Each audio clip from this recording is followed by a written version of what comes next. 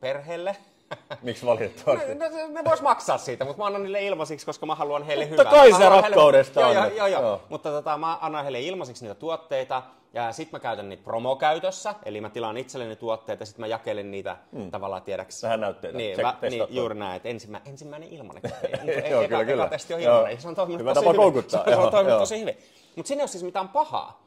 Mutta se tavallaan väärää. Niin väärää. Eli sehän on niinku, ei siinä ole mitään ihmeellistä. Mutta jos se koko business olisi sitä, niin silloin se ei olisi business, vaan 70% liikevaihdosta pitää tulla siitä, että ne on oikeasti asiakkaita, jotka maksavat tuotteesta ja tilaavat tuotteita, eikä ole mitään edustajia tavallaan. Kyllä. Niin.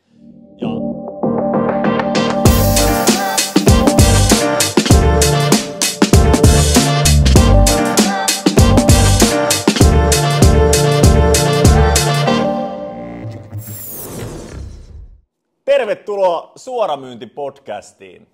Me tullaan käymään läpi suoramyyntitoimialaan liittyviä juttuja rakkaan ystäväni ja kollegani Rantasen Henkan kanssa usean jakson verran. Ja jos menee oikein hyvin, niin saattaa tulla jopa toinen tuotantokausi. Voi tulla useampiakin, jos tämä breikkaa isosti.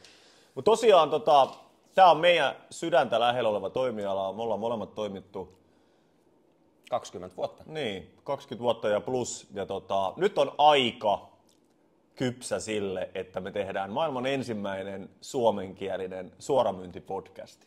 Jolloin tämä on luonnollisesti paras, mitä on koskaan tehty, koska tämä on myös se ensimmäinen. Mutta katsotaan, mihin päästään. Ja tämä tulee olemaan semmoinen, että ei varmaan hirveästi suodateta yhtään mitään. Puhutaan suoramyyntialan hienouksista, heikkouksista, ongelmista, kyllä, hyvistä puolista, kaikesta. Joo, ja idea ei ole mitenkään hypettää ja keskittyä pelkästään niihin hyvin puoliin, koska kaikilla aloilla on hyviä ja huonoja puolia. Ja tämäkin on toimiala, joka ei missään nimessä ole täydellinen. Me uskotaan vaan, että tämä on parempi kuin moni muu. Ehkä parempi uudelle yrittäjälle kuin mikään muu toimiala. Mutta sen saatte te katsojat päättää. Ja meillä on todella paljon erilaisia aiheita listattu.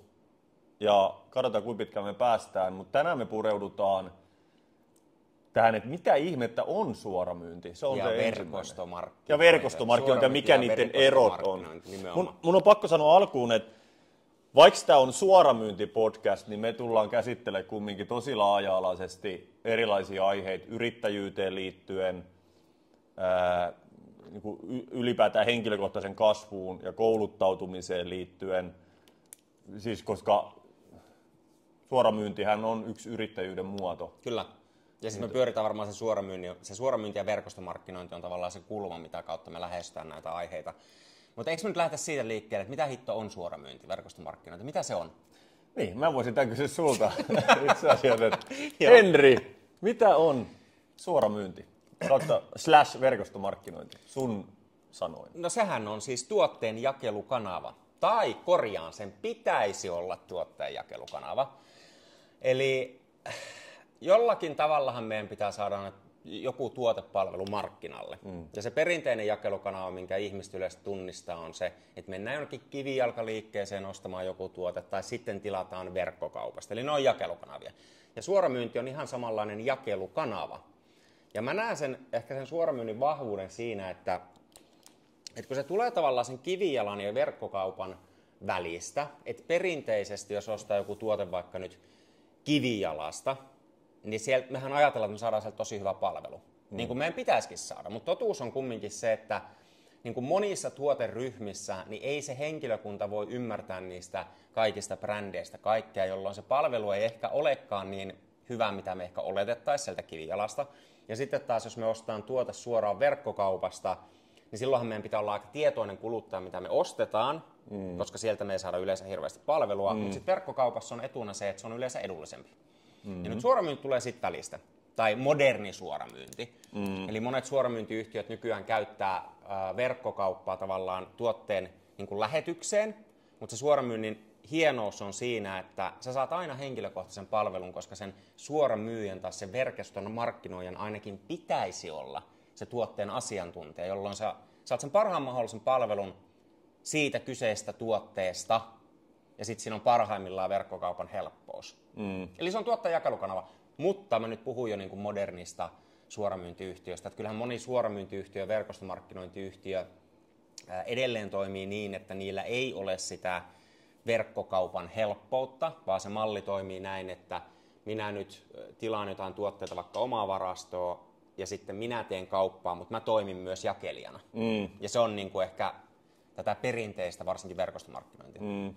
Toi kun sä sanot jakelukanava, niin kun mä muistan itse kun aloitin tällä alalla, niin me oltiin nimenomaan tässä yhtiössä kutsuttiin edustajia jakelijoiksi. Distributori. Ja seuraavaa podcastia Tämä nitisi tämä meidän soffa, me ollaan ajateltu näin, että sä voit vähän hyppiä siinä. Tämä breikkaa isosti, me saadaan niin paljon rahaa hengen kanssa, että me ostetaan uusi soffa tää. Eli älkää ihmetelkö, jos vähän nitisee. Niin mä kiteytän sen jakelutavan tai jakelukanavan myyntiin ja markkinointiin. Tai markkinointiin ja myyntiin. Et sillä lailla mä sen näin, koska tuote pitää markkinoida, se pitää tehdä kuluttajille tutuksi, että meillä on tämmöinen tuote. Mutta pelkkä markkinointihan ei riitä, koska kaikkihan mainonta on markkinointi, olisi telkkari tai lehti tai mikä tahansa radiomainos. Jonkun pitää tehdä se myynti. Kyllä. Ja perus tämmöisessä markkinointi- ja mainosvetoisessa liiketoiminnassa, missä ei ole niinku myyjää, niin silloinhan se ostopäätös, sen tekee pelkästään se asiakas, kuluttaja niinku, ilman, että joku tulee myymään ja esittelemään sitä tuotetta. Tässä on nimenomaan yhdistetty markkinointi, joku tulee kertomaan, mikä tuote tämä kahvikuppi on, miksi tämä on parempi. Tämä on muuten sulla on Pupumuki ja mulla on Aada ja Elsa, kyllä. Muistaakseni Frozen. Kyllä. Joo. Niin ja sitten jonkun pitää kumminkin myydä, myynti ja markkinointi. Ja niin kuin mainitsit, niin se verkkokaupan niin tuomat mahdollisuudet, niin nehän on siinä mukana. Sitten firma toimittaa tuotteita ja näin. Just näin, mutta tästä mä nyt menen tästä jo suoraan eteenpäin. Ja mistä verkostomarkkinointi on lähtenyt? Mikä on tavallaan se niin kuin ensimmäinen toimija, tyyppi, joka on keksinyt, että rakennetaan niin kuin tämmöinen tapa toimia? Joo, siis suora myyntihän tarkoittaa sitä, että myydään tuotetta tai palvelu suoraan asiakkaalle, kuluttajalle. Ja no, varmaan niin kauan kuin jotain myyntiä on ollut, niin on ollut suora myyntiedustajia. Niin. Kyllä. Et nykyisistä firmoista tunnetaan Avon, joka on lähtenyt 1800-luvulta, mikä on tyypillinen suora myyntiyritys, mutta onhan niitä varmaan niin jotain edustajavetoisia firmoja ollut niin kuin herra ties kuinka kauan. Mutta sitten kun puhutaan tästä verkostomarkkinoinnista, joka on yksi suoramyynnin muoto, niin sehän tarkoittaa sitä, että sä pystyt rakentamaan jonkinlaisen myyntitiimin. Eli et pelkästään sinä voi myydä asiakkaalle, vaan sä pystyt rakentamaan myyntitiimin, missä on muitakin edustajia, muitakin myyjiä, ja sä pystyt sitten hyötymään tai saamaan palkkioita koko sen myyntiryhmän tuottamasta myynnistä. Ja tällainen, en tiedä onko legenda vai ihan totta, varmaan aika lailla tottakin, mutta ensimmäinen tämän tapainen yritys oli tällainen kuin Californian Vitamins, joka myi lisäravinteita, olisiko ollut 1940-luvulla jo. Ja se oli suoramyyntiyhtiö, missä edustajat myi tuotteita ja ne yhtiössä huomasi, että itse asiassa parhaita edustajia tuli niin kuin sit aikaisemmasta asiakaskunnasta. Eli asiakkaita, jotka oli tyytyväisiä tuotteisiin, ne halusi sitten, että hei, voiko lähteä myymään näitä. Ja silloin tämä Californian Vitamins-yhtiö ne keksi idean, että antaa näiden olemassa olevien edustajien ottaa oman tiimiin myyjiksi niitä, jotka halusi lähteä. Ja siitä tuli ensimmäinen tämmöinen tavallaan monitasoisempi suoramyynti, tai silloin ruvettiin kutsua verkostomarkkinointi.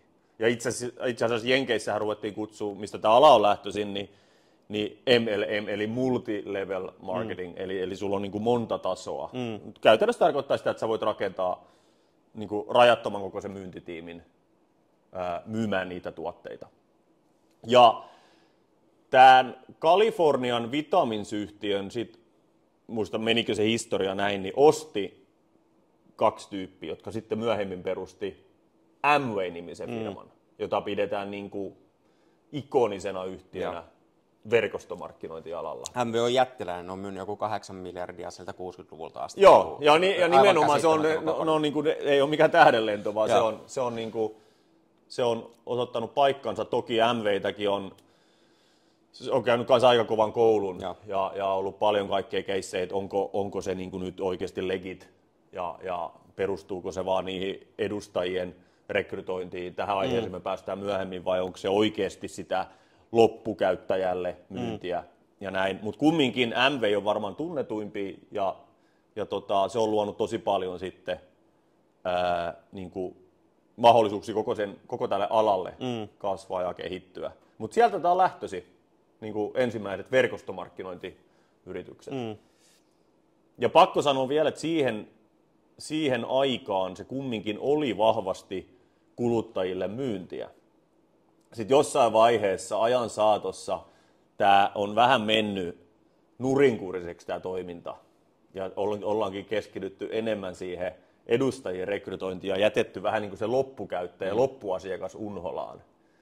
Ja sieltähän tulee sitten nämä kaikki pyramidi ja nämä jutut. Mutta joo, sieltä sellainen on niin kuin historia. Ja tuossa mä voisin napata nyt heti kiinni, koska yksi semmoinen, mikä on luonnollista,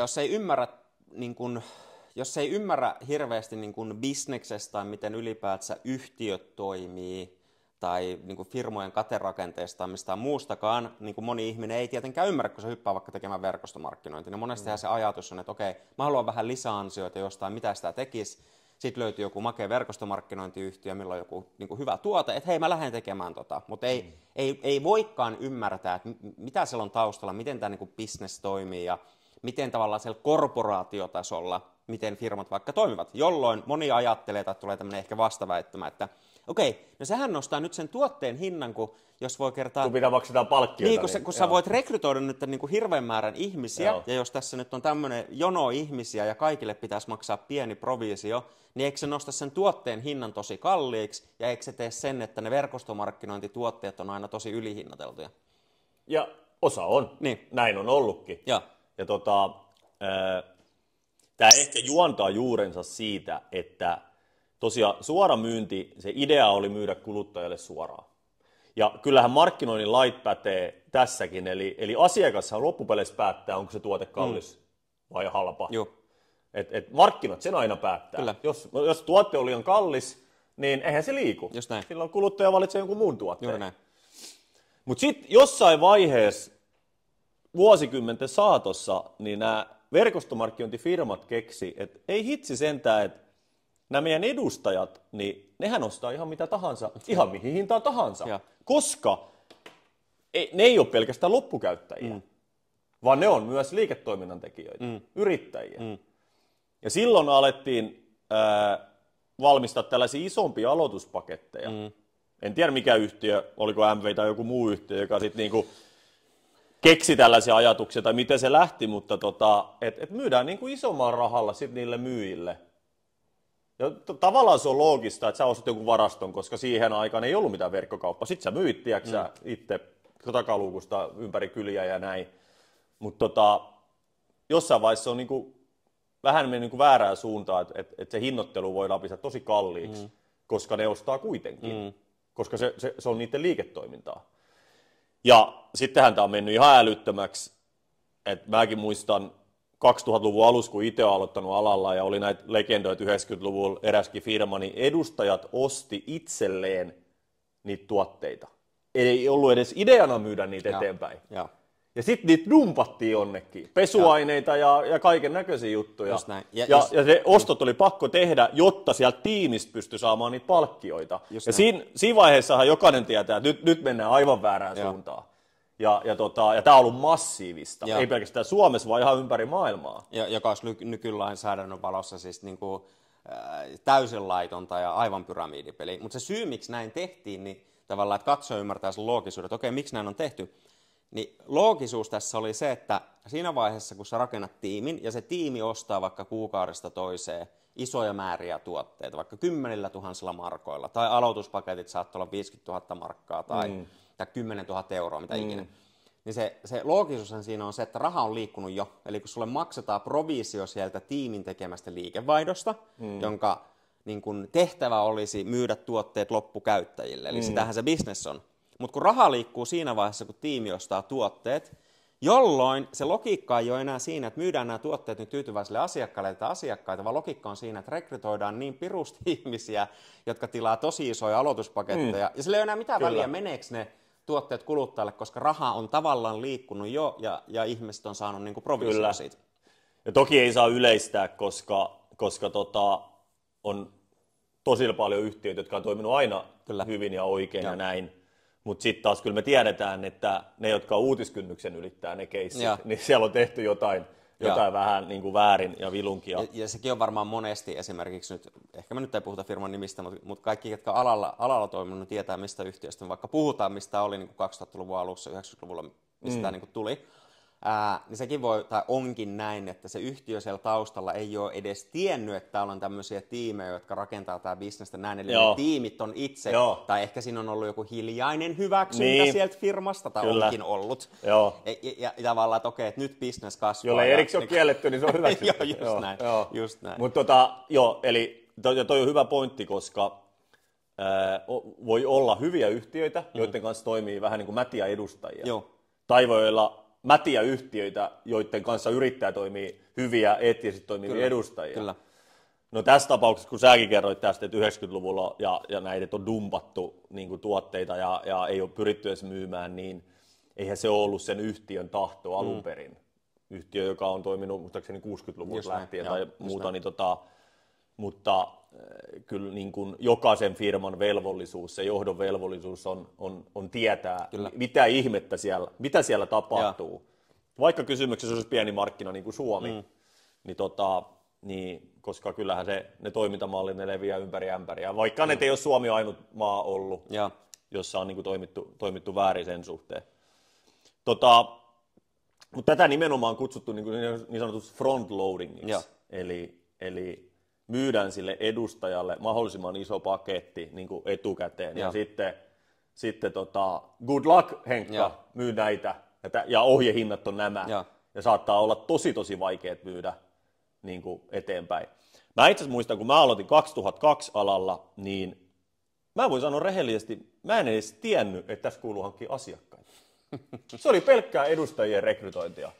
Ja sitten mä muistan, kun mulla tuli se edustajapaketti, siellä oli 22 kilo saippua ja hammastahnaa ja kaiken näköistä. Ja siinä oli semmoinen edustajamanuaali, tai jakelijamanuaali, näin. Ja mä kävin sitä läpi, koska jotenkin musta tuntui, että mä en ymmärrä tästä mitään, niin mun on pakko niin kuin tietää, mihin mä oon ryhtynyt, mihin mä oon lähtenyt. Ja mä olin nuori 23-vuotias opiskelijapoika. Ja mä kävin sitä manuaalia läpi, siinä oli paljon hyvää juttua. Sitten siellä lopussa oli tämmöisiä asiakaskaavakkeita. Ja sitten siellä oli niinku tämä asiakaspalkkiojärjestelmä. Sitten mä en ollut kuullutkaan, että jos mä myyn loppukäyttäjälle näitä tuotteita, niin mä saan 20 tai 25% niinku, tavallaan sen katteen itselleni. Kuka niinku, miksi jotain asiakkaita pitäisi hankkia? Kun tästä edustajistahan se raha tulee. Ja mä muistan, kun ihmiset, munkin tutut, kenellä sitten myytiin tai vietiin ideaa eteenpäin, niin varattiin, että ei toi Manu ei ole kestävää. Et ihmiset loppuu maailmasta. Että se tavallaan se alintaso, se ei koskaan tule saamaan omiaan takaisin, jos se perustuu siihen, että aina pitää löytää uusia edustajia. Silloin vähintään, en tiedä, 50 tai 80 tai jopa ehkä 90% ihmisistä ei tule koskaan saamaan omiaan takaisin. Edes omiaan takaisin, puhumattakaan, että ne saisi jotain voittoa. Ja me oltiin niinku sillä, niinku excuse vaan, että uskalla lähteä tekemään ja näin. Ja sitten tietty myöhemmin, eihän tämä vaadi mitään ihmeellistä matematiikkaa, niin hiffattiin, että ei hitto sentään. Mutta jos Suomessa on tehty tällä lailla, niin mieti, kuinka paljon sitä on tehty maailmalla, tällaisilla toimintamalleilla. Ja itse asiassa Henkka, sä olit samassa firmassa. Me ei tunnettu silloin, mutta jälkeenpäin mä tiedän, että teidän tiimi, teidän jengi... Me tehtiin asiakkaita. Te teitte asiakkaita. Me oltiin niin kuin se laillinen puoli siitä. Niin. Eli jälleen kerran niin kuin yhtiön sisällä. Niin, yhtiö oli tarjonnut hyvän mallin. Me käytettiin sitä niin kuin aika yksipuolisesti ja kestämättömästi. Te käyditte sitä fiksummin. Kyllä, toisaalta me ei tehty rahaa, te teitte rahaa. eli tavallaan, että silloin niin kuin nämä oli just niitä, että se oli niin kuin ihan mahdotonta tavallaan, se kaunis idea pilattiin sillä, että niin kuin hustlattiin ja tehtiin sitä tavallaan väärin. Mutta meillä se meni tälleen, että me hiffattiin että okei, että ei tässä ole mitään järkeä mennä niin kuin rekrytointi edellä, koska no siinä ei ole vaan mitään järkeä, ja se jossain vaiheessa se korttitalo tulee niin kuin romahtamaan. Ja silloin me käytiin muutamalle tuotteelle rakentamaan tämmöistä käytännössä jatkotilausmallia. Meillä oli esimerkiksi semmoinen luontaistuote kuin ruusunmarja, mä muistan sen, tämmöinen ruusunmarjajauhe. Ja sitten meillä oli... Mihin se vaikutti? En mä muista enää, mikä se oli. Samassa firmassa muuten oltiin muuten, sulla on ollut paremmin nämä tuotteet hallussa. Mutta siitä on 20 vuotta. Mutta se oli esimerkiksi semmoinen tuote, josta oli niinku vitamiineilla, millä me rakennettiin sitä tavallaan, että kuluttaja tilaisi niinku kuukaudesta toiseen niitä vitamiineja. Ja se oli tavallaan fiksu se malli, mutta meidän ongelma oli siinä se, että se asiakaspysyvyys oli tosi heikko. Eli se tavallaan se kankeus siinä, että se ideaalitilanteessa olisi mennyt näin, että firma lähettää ne tuotteet sille asiakkaalle, jolloin kun minä rakennan bisnestä, niin mä rakentaisin tiimiä, ja sitten me tiimin kanssa tehdään iso asiakasmassa, firma lähettäisi tuotteet asiakkaalle, ja se olisi toiminut tosi kauniisti. Mutta kun se logistiikka oli tavallaan niin kankea, niin se käytännössä meni näin, että minä tilasin tuotteita itselleni kuukaudesta toiseen, ja minä myin ne sitten sinne asiakkaalle kuukaudesta toiseen.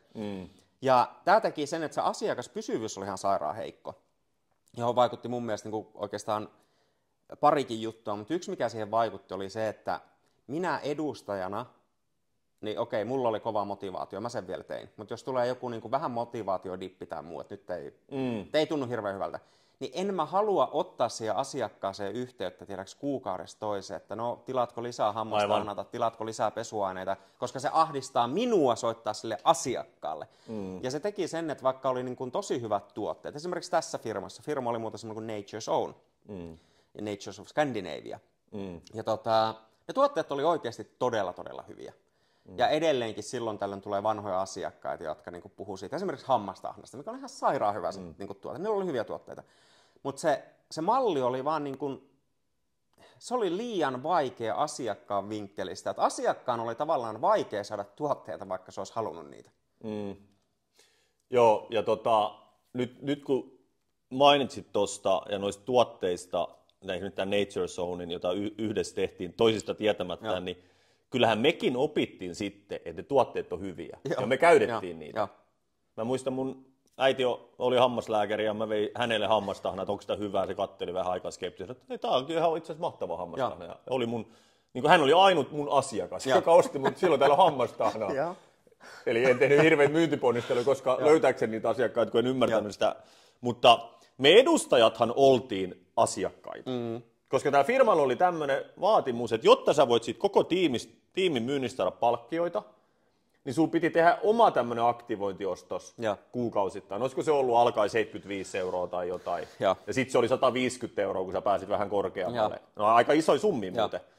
Ja eli me käytettiin niitä tuotteita, ja tavallaan tämmöinen aktivointiostosmalli pakotti meidät ostamaan niitä tuotteita. No thank God, ne oli niinku hyviä tuotteita. Ehkä tietyllä tapaa hintahaarukan yläpäässä, mutta ne oli silti laadukkaita. Mutta se ongelma on se, että se on vähän niin kuin käyttäjäklubi vaan. Näin. Koska silloin edustajat vaan käyttää niitä tuotteita NS-asiakkaana. Ja loppupeleissä se kestävä malli on se, että sulla on niin sanottuja ulkopuolisia asiakkaita, tietty määrä, tietty kriittinen massa. Ja ne ulkopuolisilla asiakkailla tarkoitetaan sitä, että ne ei liity millään tapaa siihen liiketoimintaan. Niille ei ole edes paikkaa siinä organisaatiostruktuurissa. Eli ne on oikeasti asiakkaita. Niin, niiden ainut motivaattori ostaa sitä ja käyttää sitä tuotetta on itse asiassa se tuote. Että he haluavat sen tuotteen. Joo. Ja nyt kun oli tämmöinen, että se oli tämmöinen käyttäjäklubityyppinen, niin ainut motivaattori ei ollut se tuote, vaan myös se, että mä ansaitsen rahaa siitä. Kyllä. Ja tämä on se tärkeä asia. Ja tästä me päästään oikeastaan siihen, että me hiffattiin tämä. Me tehtiin Nature Zonea about vuoden verran. Ja sen jälkeen me lähdettiin myymään matkapuhelinliittymiä. Ja tämä oli vielä semmoinen, että Nature's Ownin Ruotsissa ja Norjassa olevat, meidän niin kuin yläpuolella olevat tyypit, jotka oli tehnyt sitä niin kuin 10 vuotta, niin kuin firman alkuajoista lähtien. Ne päätti perustaa firman, joka myy matkapuhelinliittymiä. Ja tämä oli tämmöinen firma kuin Seven. Ja me oltiin ihan haltioissamme siitä, että kohta voi saada niin kuin, rahaa siitä, palkkioita siitä, että ihmiset puhuu kännykkää. Ja tämä oli se 2003, tuli tämä uusi televiestintälaki ja kaikki nämä systeemit. Me oltiin ihan haltioissamme. Sillä firmalla oli näennäisesti hyvä tuote, ja hiffattiin heti alkuun, että tässä hankitaan asiakkaita. Ja siinä sen vuoden aikana, kun me oltiin NetShowZone tehty, oltiin jo hiffattu se, että okei, että ei tämä pelkkä edustajarekrytointi olekaan niin kuin se juttu, koska tuli joulu tai juhannus, eihän niitä edustajia yhtäkkiä tullutkaan, niin ei ollut myöskään tuloja. Eli siellä ei ollut mitään sellaista pysyvää, kun ei ollut pysyvää asiakaskuntaa. Ja lainsäädäntöhän oli erilainen silloin, eli silloinhan lainsäädäntö... Ei ollut selkeät lainsäädäntö. Niitä lainsäädäntö katsoi ainoastaan oikeastaan, että onko tämä vastikkeellinen tuote. Että ei ollut niinkään merkitystä, että miten se on rakennettu. Jos tuote on vastikkeellinen, niin sittenhän se oli niinku tavallaan ok. Ja sitten onneksi tämä lainsäädäntö muuttui tavallaan, että sä et voi rakentaa vaan niinku käyttäjäklubia. Mutta tämä pitäisi olla itsestäänselvyys nyt 20 vuotta myöhemmin, mutta edelleen aika moni verkostomarkkinointiyhtiö, jos niiden konepellin avaa, katsoo mistä oikeasti rahaa tulee, niin ne on käyttäjäklubeja. Eli ne myy ajatusta, että lähde mukaan ja tämä on huipputuote ja tehdään vähän ekstra rahaa.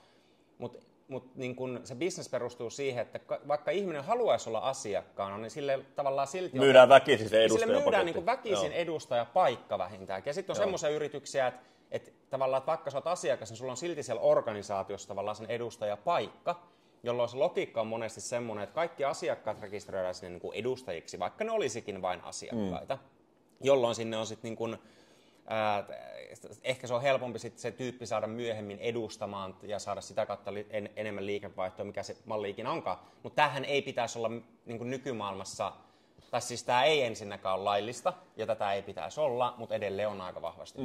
Ja tässä me päästään siihen, että se, mikä ohjaa edustajien käyttäytymistä, on se palkkiojärjestelmä. Koska se palkkiojärjestelmän pitäisi vaatia niitä toimenpiteitä, mitä halutaan, että se kenttä tekee.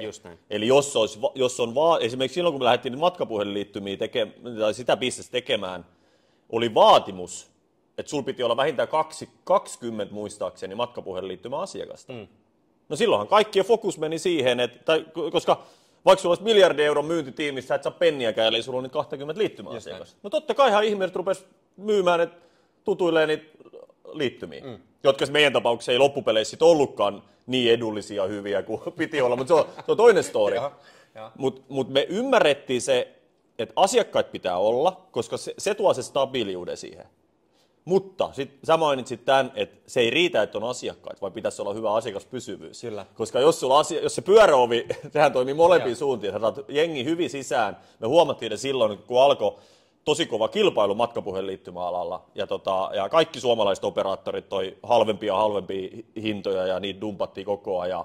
Me yhtäkkiä ei oltu kilpailukykyisiä. Me tehtiin paljon asiakkaita, 10 000 muutamassa kuukaudessa, joista oli murto-osa jäljellä, sit kun mentiin vuosi eteenpäin.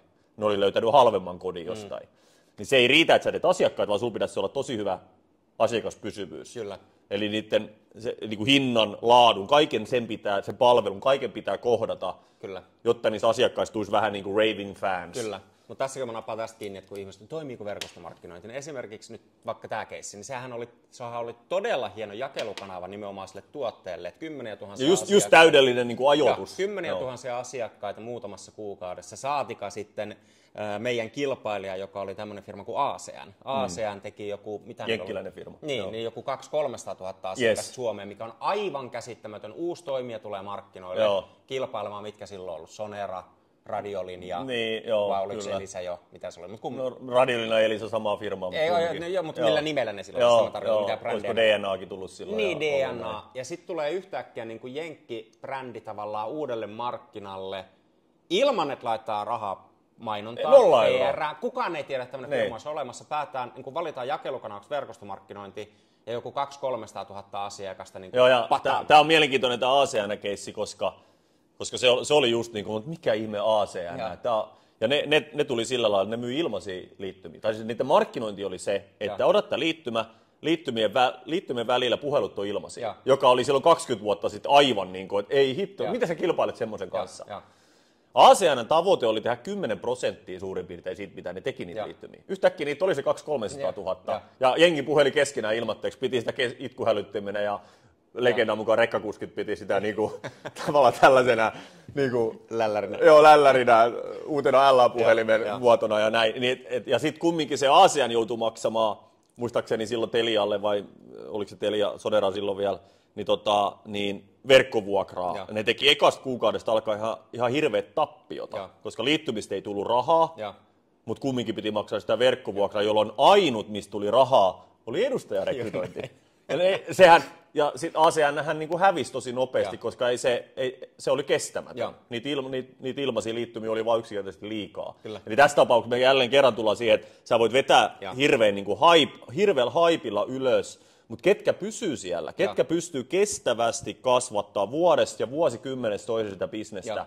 Silloin siellä on jotain todellista substanssia. Kyllä. Silloin siellä on niin kuin todellista asiakaspysyvyyttä, voisi sanoa. Just näin. Mä nappaan vielä kiinni tästä tavallaan niin kuin jakelukanavasta, koska moni saattaa ajatella se just näin. No nyt jos me tehdään se joku edustajaverkosto, niin se nostaa sen tuotteen hinnan, mutta tämä itsessään ei tavallaan vaikuta tuotteen hintaan, koska meidän pitää ymmärtää se tavallaan firman toiminta siellä taustalla, että ei ne yhtiöt siellä taustalla poikkea mistään tavallaan perinteisistä firmoista. Niin ainoastaan markkinointitapa. Ainoastaan se markkinointitapa, jolloin niin kuin, en tiedä nyt voiko tälleen niin kuin näin suoraviivaisesti sanoa, mutta jos me otetaan nyt joku perinteinen yhtiö, niillä on joku tuote, ne valmistaa sen tuotteen ja sitten vaikka se tuotteen jakelukanava on, sanotaan nyt vaikka kivijalkaliike, että sitten se ostaa kivijalkaliikkeestä. Niin nythän pitää tehdä jotakin, että kuluttaja ensinnäkin tietää, että tämä tuote on saatavilla kivijalkaliikkeestä, se kiinnostuu siitä ja se haluaa ostaa sen. Eli meidän pitää mainostaa, ehkä rakentaa brändiä tai maksaa influenssereille, mutta jonnekin pitää laittaa hirveä kasa rahaa, että kuluttaja löytää sen tuotteen. Ja nyt suoramyynnissä ja verkostossa, niin ne provisiomallithan on suunniteltu esimerkkinä niin, että vaikka koko provisioihin saattaa mennä 40% liikevaihdosta esimerkiksi. Eli koko firman liikevaihto, 40% siitä, niin on provisio-osuus kaikille edustajille. Jolloin eihän sen tuotteen hinta nouse siis, niin kun ihmiset ajattelee, että kun monta porrasta kaikille maksetaan jotakin, niin sehän nostaa aina vain sitä tuotteen hintaa. Ei se mene niin, vaan ne provisiomallit on suunniteltu niin kuin totta kai tosi fiksusti ja nerokkaasti, että se kokonaispotti on vaikka 40%, jolloin tuotteen hinnasta 40% on käytännössä provisio-osuus. Mutta siinä ei ole mitään ihmeellistä, koska niin se on normaali tuotteessakin. Normaali, 40 50 60 menee markkinointivälikäs. Nimenomaan. Niin. Suoramyyntifirma on päättänyt vaan, että se heidän markkinointibudjetti, potti, vaikka se 40%, sitä ei laitetakaan niin kuin tuonne julkiseen mainontaan, telkkari, influensseri, sanomalehti, bussin kylki, vaan se laitetaan kokonaisuudessaan niille edustajille, jotka tekee sen markkinointi- ja myyntityön. Just näin. Ei siihen, että kaiken päälle. Niin, mutta näin ihmiset ajattelee. Että se tavallaan, jos ajatellaan, että sä menet ostamaan Prismasta sen tuotteen X, niin vaikka tämän Frozen-mukin, niin siinähän, hinnassahan on ne S-ryhmän markkinointiponnistukset ja kaikki muu, se koko kivijalkaputiikki siinä, niin kaikki kuluthan katetaan sillä, mitä se muki maksaa. Totta kai, ja mä nappasin tämän sen takia, että mulle tuli viime viikolla vastaväittämä. Oltiin siis tekemässä kauppaa ja meidän tuotteessa, ja sitten tuli tämmöinen vastaväittämä, että en tiedä, onko tämä tuote hyvä sen takia, että kun niin monelle edustajalle maksaa provisio, niin onko sen takia tämä tuote ylihinnoiteltu? Ja toinen hänen suuri vastaväittämä oli tämä, että ja nyt kun kyseessä on pörssilistattu yhtiö, niin se ei ole kyllä hyvä. Ja sen takia, että pörssilistatun yhtiön tehtävä on tehdä voittoa osakkeenomistajille, joka tekee hänen mielessä oli se, että tämä tuote ei voi olla hyvä, koska osakkeenomistajat tekee voittoa ja edustajille maksaa provisio. Tämä oli, niin kuin, mä olin hetken aikaa tälleen, että mä en tiedä jaksanko mä vastata tähän, ja jos mä jaksan vastata, niin mistä mä niin kuin edes lähden liikkeelle tavallaan, että mitä helvettiä. Että kaiken maailman liiketoiminnan idea on se, että niin kuin jollain tavalla raha liikkuu ja joku pystyisi elämään sillä liiketoiminnalla ja ostamaan voita pöytää ja leipää pöytää. Sehän on liiketoiminnan idea kaikessa, onko se sitten pörssiyhtiö tai yksityinen osakeyhtiö, ei silloin merkitystä. Mutta tämän ihmisen niin se ajatus oli siitä tuotteesta, että tämä tuote kyllä tämä vaikuttaa tosi hyvältä itse tuote, mutta koska edustajille maksaa provisio ja koska taustalla on pörssilistattu yhtiö, niin ei saakeli. Se on aika vaikea ostaa puhelinliittymää, ottaa Suomessa tai vakuutusta tai sähkösopimusta, kaikki on pörssiyhtiöitä, tai mennä pankkiin. Niin, tai ne on jonkun firman tuotteet. Niin, kyllä. Mutta pointti oli siinä, että ihmisillä on niinku erikoisia mielikuvia, jotka tulee jotenkin siitä, että verkostomarkkinointi. Että ja silloin kun mainitaan verkostomarkkinointi, niin silloin tulee normaalistakin asioista tulee yhtäkkiä jotain ihmeellisiä. Tuohon piti sanoa, vanha ystäväni joskus sanoi, että se on ihan sama, oliko se oikeassa vai väärässä, markkinat päättää. Se on juuri näin. Joo. Eli markkinat päättää, eli käytännössä asiakas päättää sen, onko se tuote kallis vai halpa. Kyllä. Ja totta kai niin kuin jollekin, tiedätkö Rolls-Royce on halpa ja jollekin Toyota on kallis. Niin. Niin kuin sehän riippuu ihan siitä asiakkaasta ja hänen mindsetistään ja mahdollisuuksistaan valita. Totta kai. Mutta jos yksi ihminen sanoo, että tämä on kallis, niin ei se tarkoita sitä, että koko massa sanoo. Kyllä. Ja monta kertaa, jos me nyt tähän mennään hiukan poiketaan, uusi edustaja lähtee tälle alalle, ja jos se otanta, minkä hän niin kuin omalla toiminnallaan käy läpi tai tekee, jos se on liian suppea, niin eihän siitä saa oikeasti kuvaa silloin, vaan pitäisi katsoa näin, että kuinka hyvin tämä yhtiö on pystynyt tällä markkina-alueella, missä mä toimin, niin kuin myymään, toimimaan, kuinka kauan ja näin. Kyllä. Eikä pelkästään sitä, että mitä ne mun ekat 5 tuttua niin juuri näin. Sanoo tästä hinnasta. Just näin. Okei, mutta mä haluan vielä palata tähän laillisuus, ja kun sä mainitsit tästä, että lainsäädäntö on nykyään tarkempaa onneksi, että mikä on sitten laitonta tätä pyramidipeliä. Ja siitä me tehdään oma jakso, mutta on varmaan seuraava jakso, johon on puhtaasti niin kuin pyramidipelit. Mutta sivutaan sitä. Sivutaan sitä, koska se on tosi tärkeää, kun me ollaan kumminkin puhuttu tässä, ja tämä on kumminkin, mielestäni kuuluu tähän ekaan jaksoon vähän, koska tämä on, niin kuin varmaan kaikki ihmiset on kuullut joskus, että laiton pyramidipeli. Niin ennen kuin mennään siihen syvällisemmin, niin mä haluan nostaa sen, että 2005 itse asiassa tuli EUlta tällainen suositus, että vähintään 50% suoramyyntiyhtiön liikevaihdosta pitäisi tulla niiltä ulkopuolisilta asiakkailta. Kyllä. Ja maksimissaan 50% niiden edustajien ostoista.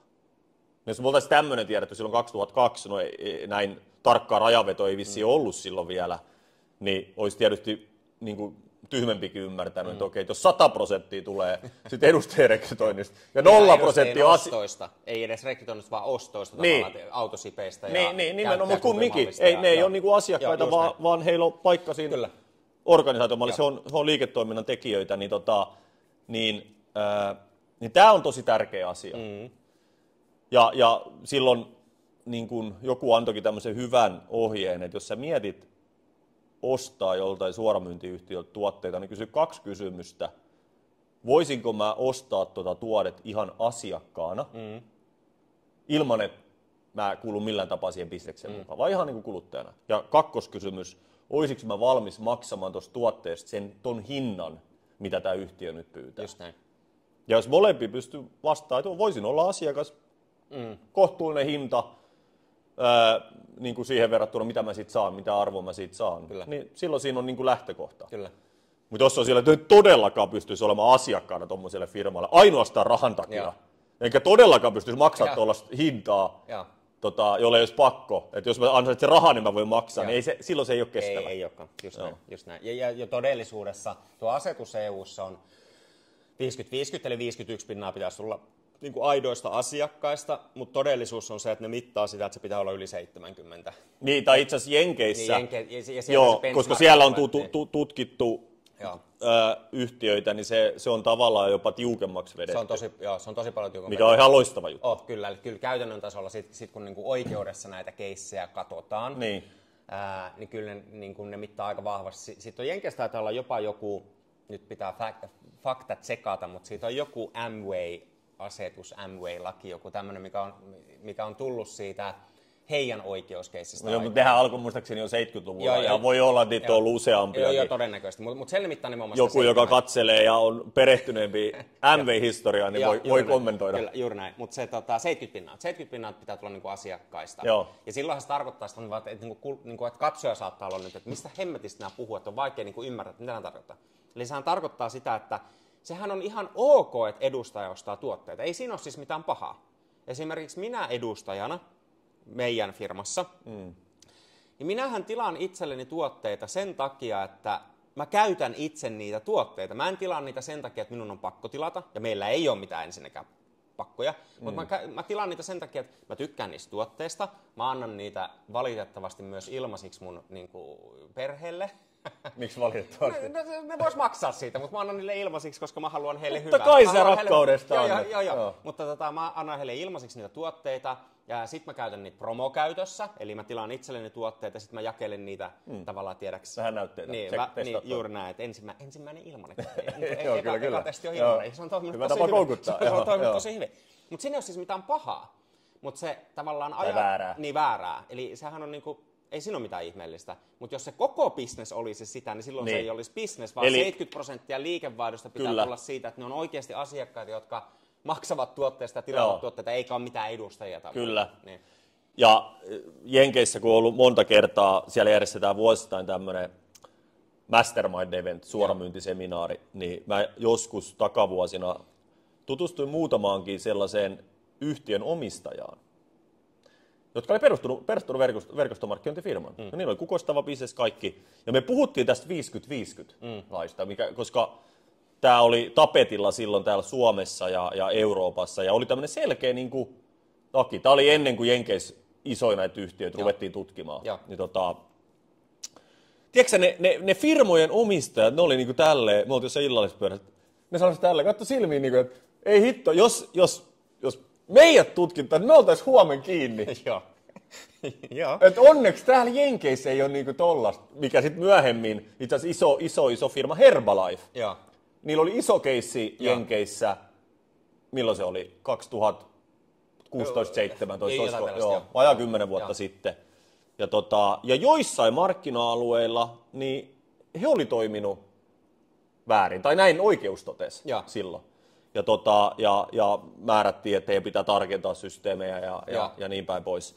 Mutta et Jenkeissäkin on tiukentunut tämä valvonta ihan törkeästi, mutta tästä kun on vajaa 10 vuotta aikaa, kun mä juttelin niiden isojen firmojen pomojen kanssa, että jos nyt tutkittaisiin, niin meillä ei olisi Suomen bisnestä. Kyllä. Ja silloin mulla tuli sellainen olo, että ei hitto, tämä ala on lähtöisin täältä mantereelta ja iso markkina ja näin, niin kuin pyörii kymmeniä, ellei jopa yli 100 miljardia jenkkitaalaa vuosittain verkostomarkkinointiyhtiöiden niin kuin toimesta, niin jos tämä on se asenne, niin ei Herran Jumala.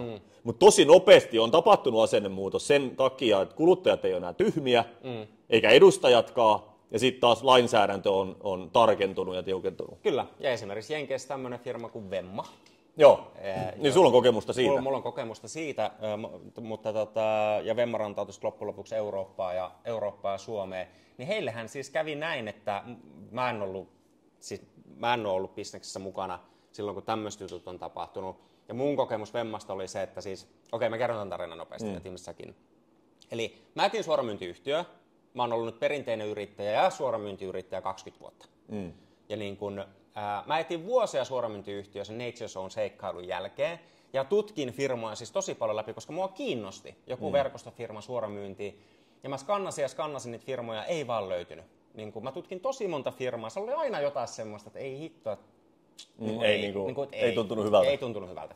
Ja sitten niin kun Vemma oli siis jenkkifirma, joka oli kasvanut tosi hyvin Jenkeissä, ja ne avasi Eurooppaa, ja ne avasi Ruotsia, tai etti niin kun johtajia Suomesta, Ruotsista, ilmeisesti myös Norjasta.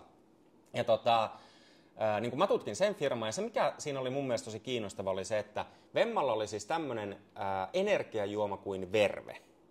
Ja tämä oli aikaa, kun energiajuomamarkkina breikkasi. Eli se ajoitus oli tavallaan aika kiinnostava. Silloin tuli Red Bullit, patterit, kaikki tosi isosti. Ja se heidän ajatus oli se, että energiajuoma, joka on oikeasti terveellinen, tai ainakin terveellisempi. Ja nythän me voitaisiin puhua, että me tuotiin se tuote Suomeen.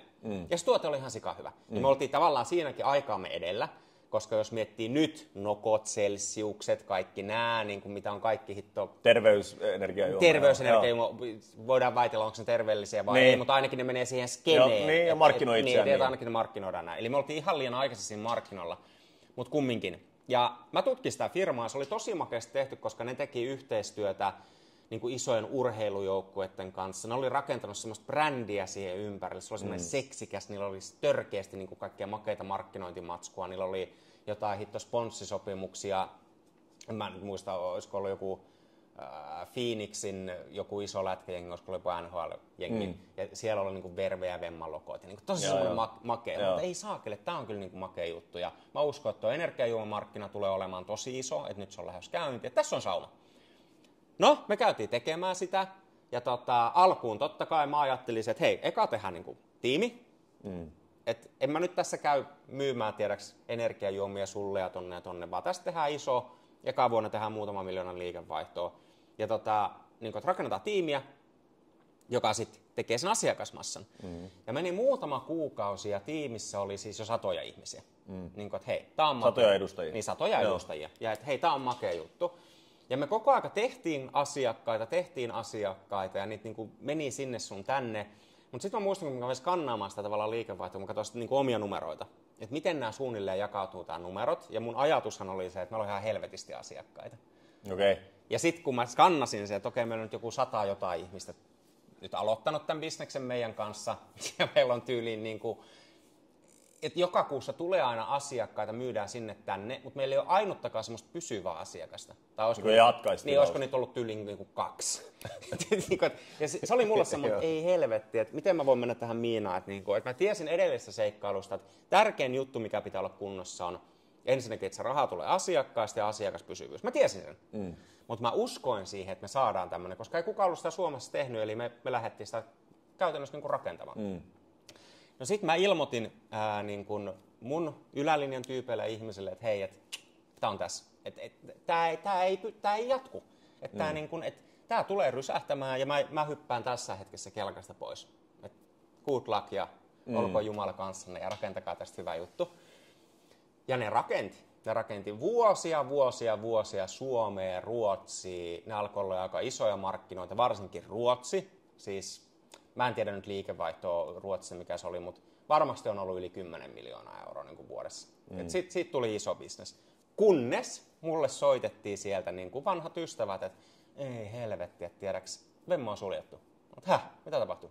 Ja sitten ne kertoi tarinan, että FTC, joka on tämmöinen Federal Trade, Joo, Federal Trade Commission. Niin, Federal Trade Commission, vähän kuin FPI, mutta näihin niin kuin talouspuoleen. Ja että ne oli Vemman toimistolla yksi tiistaipäivä niin kuin painanut takit päälle sisälle, iso kova ääneen, että läppärit kiinni, kaikki toiminta loppuu nyt. Samaan aikaan oli jäädytetty toimitusjohtajan tili, firman tili ja johtavien edustajien tilit. Eli kaikkien tilit jäätyy, mikä raha ei kuin mihinkään, että nyt käydään tutkimaan. Ja ne oli tehnyt sen täysin varoittamatta sitä Vemmaa. Kukaan ei niin kuin yleensä tehdään. Se oli niin kuin aivan semmoinen rynnäkkö. No hirveä meihmin päälle. Ja Vemman liikevaihto oli, se on ollut yli 100 miljoonaa silloin. Olisiko se ollut joku 150 miltsiä, 200 miltsiä. Taas pitää fakta tsekata. Mutta mä en muista tuota luokkaa. Mutta iso firma. Joo. Ja sitten oli, että mitä helvettiä, mitä me tehdään? Provikat ei liiku. Yhtäkkiä ympäri maailman rakennettu business Euroopassa, tiedäks, ihmiset on tehnyt bisneksen tästä, tämä elättää, tämä on ihmisten työ, ja yhtäkkiä töpseli irti. Ja nehän tutkii sitä niin kuin tosi pitkään. Ja koska se tutkinta, ne teki se aika vittumaisesti sen takia, että ne ei saanut jatkaa toimintaa, vaan niin kuin töpselit kirjaimellisesti irti. Ja sitten tutkitaan, ootteko te tehnyt jotain väärää. No sitten kävi ilmi kaiken tämän, mä en muista miten pitkään se keissi kesti, mutta se oli pitkä. Ja kävi ilmi, että varsinkin Jenkeissä niin liikevaihdosta tyyliin joku, siis valtaosa on tullut siitä, että edustajat on tilannut tuotteita, eli se ei mene sen lainsäädännön sisälle. Mutta ne sai neuvoteltua sen, ja se tavallaan se firma ei kaatunut loppujen lopuksi. Sitten ne teki brändiuudistuksen, ne taas vaihtaa firman nimeksi tämmöinen kuin Pode Pro tai joku tämmöinen. Ja heillä on edelleen tämä Verve niin kuin tuotteena, mitä he myy Jenkeissä. Euroopasta sitten Vemma vetäytyi kokonaan pois markkinalta. Mutta pointti on se, että tätä tehdään koko aika. Ja niin kun nykyään tämä lainsäädäntö on onneksi niin tavallaan pitkällä, että näihin niin kun puututaan tosi kärkkäästi. Kyllä. Mikä johti siihen Vemman niin kuin tähän tutkimiseen ja näin? Mitä siellä oli taustalla tehty tai tapahtunut? Tai mikä siinä liiketoimintamallissa oli? Tarina kertoo, en tiedä onko tämä totta, mutta tarina kertoo näin, että Jenkeissä oli siis Vemmassa tämmöinen nuori tiimi kuin Young People Revolution. Ne oli brändät, ne johtajat sen tavallaan niin kuin tiimin nimin YPR, Young People Revolution. Nuorten ihmisten vallankumous. Nuorten ihmisten vallankumous. Ja se tiimi kasvoi siis todella kovaa. Ja se oli niin kuin, että ne teki aivan sairasta liikevaihtoa. Ja mä luulen, että siinä on ollut jotkut vanhemmat tai jotkut vähän huolestunut, että siellä on niin 18-19-vuotiaita ja varmaan niin kuin myös alaikäisiä, jotka on sitten bulvaanitoiminnalla lähtenyt viemästä. Koska se tuote oli aika makea energiajuoma ja markkinan niin kuin oikeaan aikaan oikeankaltainen tuote. Ja jostain tämmöisestä se tutkinta on alun perin varmaan lähtenyt. Mutta hekin siis sai tosiaan jatkaa toimintaa, niiden piti muokata tosi paljon toimintamallia sen niin kuin firman sisällä. Mutta kyllähän se käytännön tasolla oli kuolin isku niin kuin Vemmalle, että ei se sitten ikinä toivonut. Mutta mitä sä veikkaat, kun sä sanoit itse, että sun kokemus oli se, että jonkun ajan jälkeen oli 2 asiakasta, niin oliko se johtiko nämä samat asiat, liian vähän asiakkaita, liian pieni osa liikevaihdosta tulee asiakkaista, liian iso osa edustajista? On, ja meille se tavallaan se tavallaan sen mun päässä oli silloin näin, että vaikka tämä tuote on tosi hyvä, niin se ei riitä, että tuote on hyvä. Se ei vaan riitä, että nyt se pitäisi miettiä, että miten me saadaan nyt energiajuoma vaikka kuluttajalle. Jokainen ymmärtää, että ihminen, kun se haluaa energiajuoman, meidän kaltainen kuluttaja, niin se ostaa sieltä Huotsikalta tai kaupasta muutama tölkki kerrallaan, mutta harvempi kuluttaja ostaa energiajuomaa aina niin kuin 24 tölkkiä kerrallaan, tämmöinen pikku lava. Ja kun se meidän malli, niin eihän me voitu myydä kuluttajalle niitä niin kuin tölkki kerrallaan, koska ne postitettiin suoraan kuluttajalle, jolloin se ainut malli asiakkaan vinkkelistä oli se, että jos sä haluat näitä tuotteita, niin joko sä ostat multa edustajalta suoraan muutaman tölkin, missä ei ole mitään järkeä, se maksaa mulle muutama euro siitä. Eli se tilaa aina niin kuin keissi kerrallaan, 24 tölkkiä kerrallaan. Ja sitten kysymys on, että monta keissiä sä tilaat. Ja on vaikea saada kuluttajaa tilaamaan energiajuomaa niin kuin keissi kerrallaan, ainakin siihen maailman aikaa suoraan himaan. Mutta nyt jos Nokko tekisi ton, Nokko pystyisi hyödyntämään influenssereiden kautta, ottakaa yhteyttä, niin heillä tuo toimessa se malli. Mä tarkoitan, että jos heillä olisi vaikka nyt influenssereita, mitkä promoisi, ja he olisi tehnyt semmoisen mallin, että hei, promotkaa tätä, me maksetaan teille joku affiliate-diili, me maksetaan teille siitä. Ja Nokko pystyisi tekemään sairaan isoa bisnestä sillä, että ne myisi keissi kerrallaan suoraan kuluttajalle, toimittaisi ne tuotteet, koska niillä on esimerkiksi niin paljon semmoisia asiakkaita, jotka on Nokon suurkuluttajia, ja ne kantaa jo nyt niitä lavaa kerrallaan, tiedätkö, kaupasta himaa. Mutta siihen maailman aikaan maailma ei ollut valmis tähän. Kyllä. Niin, nimenomaan historia olisi voinut olla erilainen, jos olisi tullut 10-15 vuotta myöhemmin. Joo, historia voisi olla semmoinen, että mulla olisi viinitila Ranskassa tai Italiassa. Mutta onko se sun tavoite? En mä tiedä, missä tuli mieleen. Heikko, me ollaan nyt käyty läpi suoramyynti- ja verkostomarkkinointilla historiaa ja kaikki näitä kauheuksia. Pakko muuten sanoa, me mainitaan firmojen nimiä tässä kanssa, niin mä sanoin, että tässä on sellaisia firmoja, joita ei ole oikeastaan enää, tai ei ole ainakaan Suomen markkinoilla. Ja. Mä mainitsin myös Herbalife. Herbalife on yksi maailman suurimpia suoramyyntiyhtiöitä. Heillä on loistavat tuotteet ja toimiva konsepti. On se, mikä jätettiin sanomatta. Sanottiin vaan, että niillä oli vähän oikeusjuttuja. Ne voitti ne keissit. Joo, kyllä, niin juuri näin. Ja niitä on vastaan hyökätty hirveästi ja on voittanut ja näin. Mutta halusin vaan disclaimerina sanoa sen, että toimiva bisnes. Kyllä. Ja itsekin tunnetaan paljon ihmisiä, jotka Herbalife edustaa. Mutta nyt kun ollaan tässä näitä ongelmakohtia nostaa, jos on hyviä puolia viimeiset minuutit. Voitaisiinko tähän loppuun ottaa? Miksi Henkka, mitä hyvää, jos me ajatellaan, että yhtiölle tämä voi olla verraton jakelukanava, myynti- ja markkinointikanava, asiakkaat saa henkilökohtaista palvelua, parhaimmillaan paljon parempaa kuin mikä kivijalkaliike pystyy tarjoamaan, koska jokainen asiakas saa henkilökohtaisen apurin tai missä tahansa asiassa sit ollaankaan, tai mitä ollaankaan myymässä ja näin. Mutta mitä edustaja saa? Miksi ihmiset aloittaa edustajana, yrittäjänä suoramyyntiyhtiön kanssa? Mitä sulle tulee ekana mieleen? Mä voisin rakentaa tämän kiepin kautta. No niin. Saadaan tästäkin tarinaa. Nyt mä otan nykypäivän. Eli mitä edustaja saa nimenomaan tällä hetkellä, koska mun mielestä suoramyyntiala tällä hetkellä on yksi isoimmista mahdollisuuksista koskaan. Sen takia, että nimenomaan liittyen tähän jakelukanavaan, koska nyt ei tarvitse enää mennä siihen, sitä me ollaan nyt puitu. Eli että me tavoitamme meidän asiakkaat, me tunnetaan meidän asiakkaat. Ja suoramyyntiala tulee olemaan yksi niitä isoimpia voittajia sen takia, että tällä hetkellä ennustetaan, että sisällön määrä esimerkiksi sosiaalisessa mediassa, villeimmät ennustukset on, että ne tulee 10 000 kertaistumaan seuraan 2-3 vuoden aikana. Siis 10 000 kertaa enemmän. 2-3 vuoden aikana? 2-3 vuoden aikana. Se on niin kuin, eli kaikki tekoäly ja se on niin käsittämätön määrä, ja se johtuu nimenomaan tästä tekoälystä. Tekoäly tekee niin isoja hyppäyksiä, jolloin tekoäly pystyy niin kuin rakentamaan niin paljon sisältöä, että jos miettii paljon, me tällä hetkellä pommitetaan mainoksilla, sisällöllä, kaikella, niin se on niin kuin ihan sairas. Se kertaa jotain 10 000, niin se on niin kuin jotain ihan uskomatonta.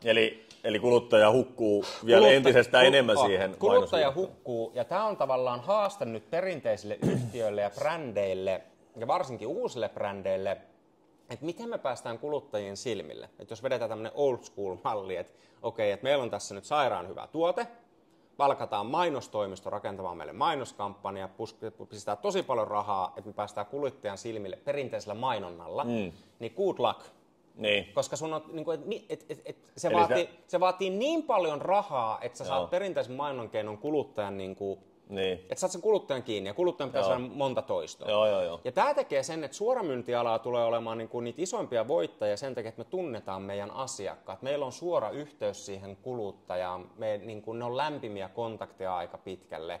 Me tunnetaan meidän asiakkaat, ja tämä on yksi suoramyyntialan niin kuin iso etu. Eli ne, mitkä tutkii suoramyyntialan tai verkostomarkkinointibisnestä niin kuin nimenomaan bisnesmahdollisuutena, niin on muuten kultaiset ajat tulossa, niin kuin, ja lihavat vuodet on. Eli käytännössä tarkoittaa sitä, jos mä rupean edustamaan yhtiöä, joka myy näitä mukeja. Joo, ehkä pitäisi puhua siitä, mikä on hyvä suoramyyntituote, mutta kyllä. Joo, tämä ei ole kulutustuotetta. Se, että jos mä lähestyn sua, sä oot mun vanha tuttu, ja mä laittaisin, että Henkka, hei, mulla on aivan loistava uusi niin sä saat ton mukin mun silmiin. Mä haluaisin esitellä sulle tämän mukin.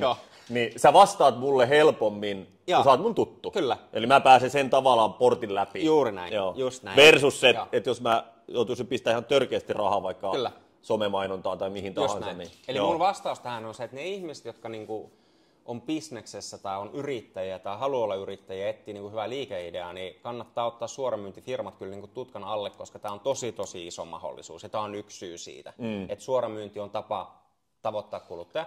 Mutta sitten niinku semmoisen, esimerkiksi miten mä aloitin tämän alan, niin en mä tiennyt edes, että tämmöinen ala on olemassa. Vaan mä aloitin tämän alan sen takia, että nuori opiskelija, niin kuin rahaa ei ole penniäkään, ja halusin niin kuin tehdä vähän niin kuin ekstra. Ja silloinhan mä halusin olla vapaa ja miljonääri, ja mä olin ihan varma, että mä oon 25-vuotiaana sitä, mitä ei tapahtunut. Puhutaan niistäkin tulevaisuudessa. Mutta tavallaan se, että millä mä teen ekstra rahaa. Että kyllähän tilanne on se, että me vaikka nyt Suomessa, niin verotus, aika kireetä, korot nousee, inflaatio jyllää, hinnat, kaikki hinnat niin kuin kasvaa, niin tosi moni ihminen on semmoista tilanteesta, että palkka meni ja kännäppi, jolloin moni miettii, että millä mä teen ekstra rahaa.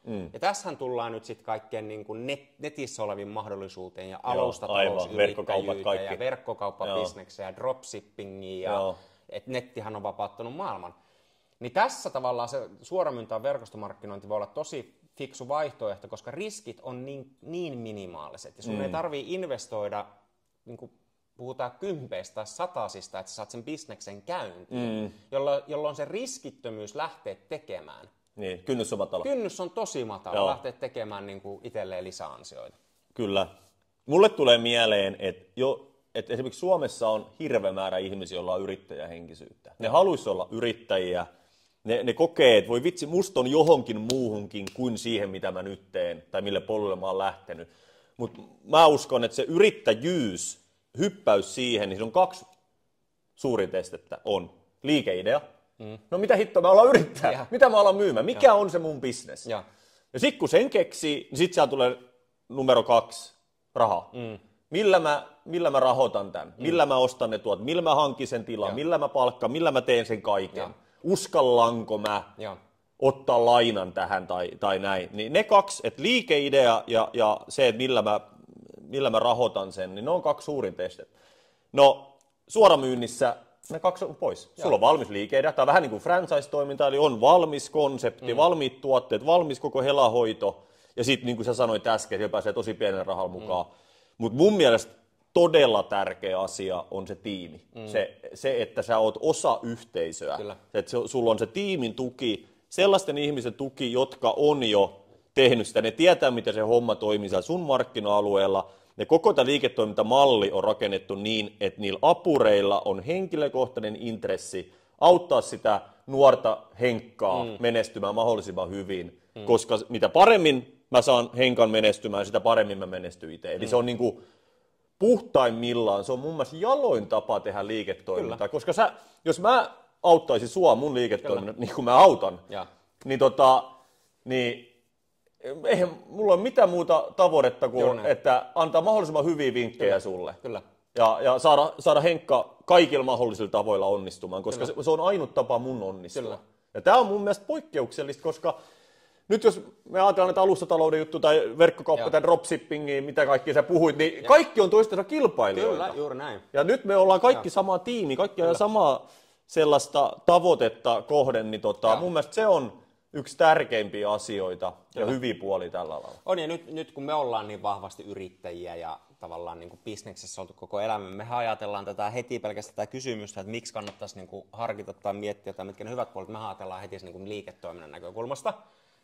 Me nytkin puhuttiin tavallaan sitä kieltä, mutta jos tämä ajatellaan siitä näkökulmasta, että mä nyt en halua ensinnäkään olla yrittäjä, eli on ihminen, että en mä halua olla mikään saakelen yrittäjä, niin kuin, enkä ottaa vastuuta, enkä hitto johtaa jotain ihmisiä, että niin ei ole mun palakakkua. Niin, että se on liian kaukana. Se ei ole mun palakakkua. Mutta ehkä se ajatus on, että et silti tarvitsisi niinku lisää ylimääräisen tulon lähteä. Jos mietitään vaikka meidän firmaa.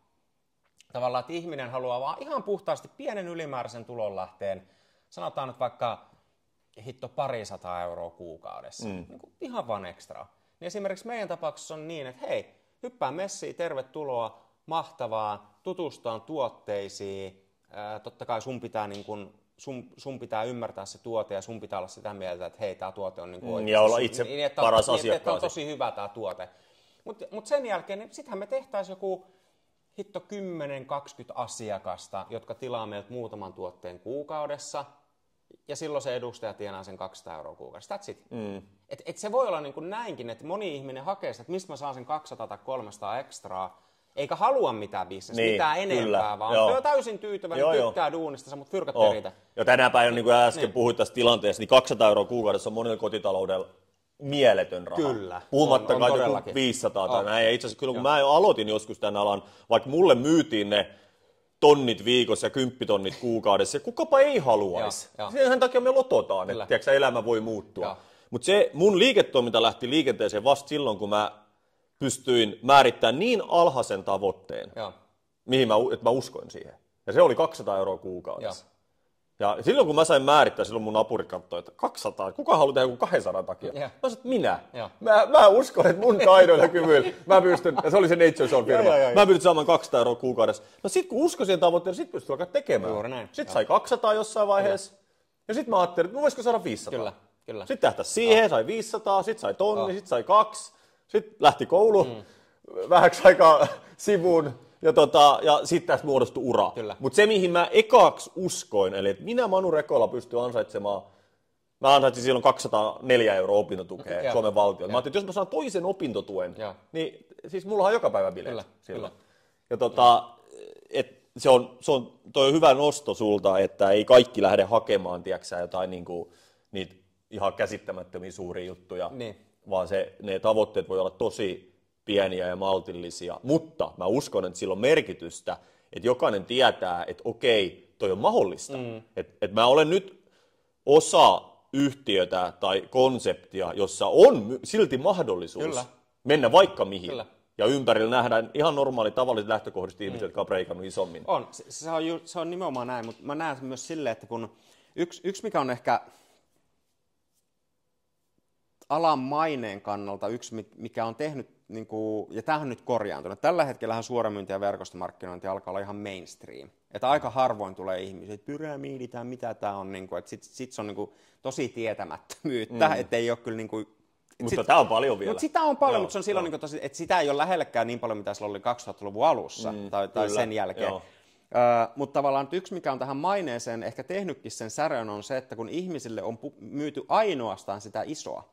Eli tiedätkö, joka palaverissa on ollut se, että 2000-luvun matskukin oli semmoinen, että no haluatko Ferrari vai Lamborghini ja minkä väriset. Tässä on mahdollista. Nyt susta tulee vapaa ja come on. Mikä on, se oli mahdollista, mutta kun se oli se, mitä se myytiin, ja eihän semmoinen niinku mahdu normaali ihmisen päähän.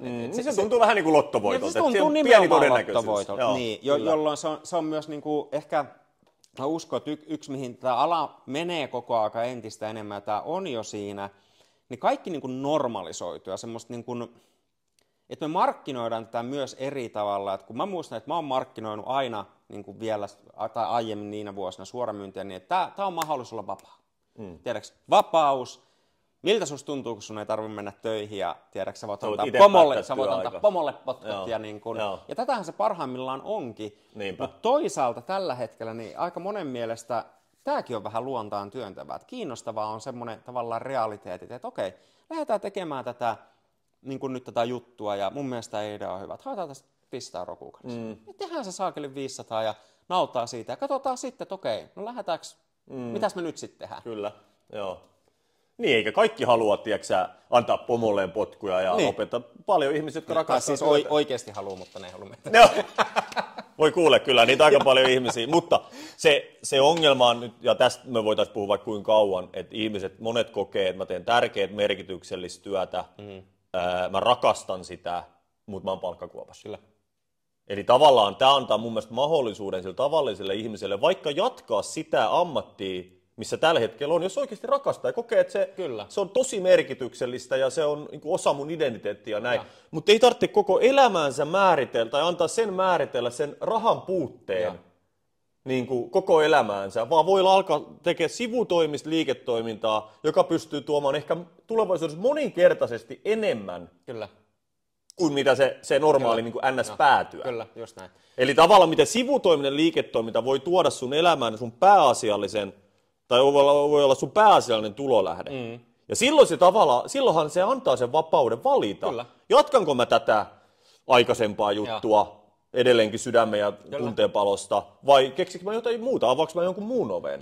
Tämä mahdollisuus on mun mielestä se paras, mitä yrittäjyys voi tarjota, ja helpoin, mun mielestäni helpoin niin kuin askel yrittäjyyteen on suoramyynti. Jollei sulla ole hyvä liikeidea, jollei sulla ole sitä rahoitusta, niin älä jää kotiin odottamaan, että kumpa tähän tippuisi jotain, vaan etsi joku hyvä suoramyyntifirma, että hei, mä olen Manu, mä olen Henkka, hei, mä olen innoissani, mä haluaisin oppia olla yrittäjä.